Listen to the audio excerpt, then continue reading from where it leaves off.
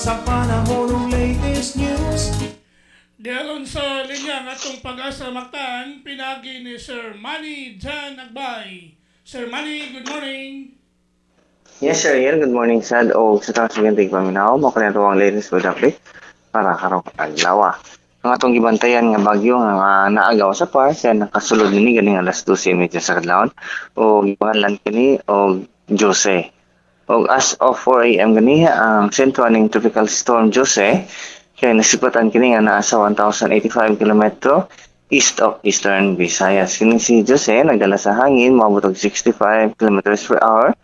Dulce ang sentro gastines moabot og 80 kilometers per hour. Iyang movement pa northwest sa Kusgon nga 25 kilometers per hour. And sa pagkaron, wala na siya direct effect sa asang parte sa itong nasod. O si kaning Jose, posibleng mahimo ni siya usa ka tropical depression sa sunod nga 12 oras. And posibleng nga ma-exit na po siya sa par karong gabi or ugma sa buntag.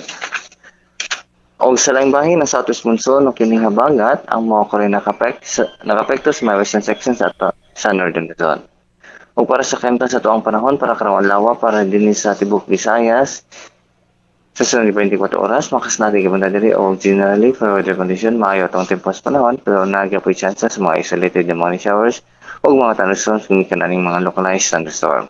Samtang hinay ngadto sa kasarangan nga hangin nga nagagikan sa Bugatang Silangan ngadto na sa Bagatan ang mupuslabi dinhi sa Tibok Visayas din ang balod sa tuwang karagatan hinay ngadto sa kasarangan ang mga pagbalod dinhi sa Subo ngadtong dagat mo taob karon alas 10 sa buntag munas unyo alas 6:05 sa hapon. Temperatura karong adlaw mag-range gikan sa 26 sa 33 degrees Celsius. Sunrise nito karong alas 5:28 sa buntag, sunset unya alas 6 sa hapon. Ug wala ka natong latest weather update kini si Manny Jan Agbay, maayong buntag.